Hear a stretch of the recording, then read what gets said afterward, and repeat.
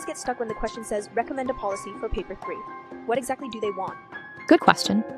When you see recommend, you're not just describing ideas. You still need to explain one policy with economic theory. Just 1 or 2? I thought more is better. Quality wins here. Pick one appropriate policy, then explain how it actually solves the economic issue in that country's context. Okay, so I explain them. Then I'm done?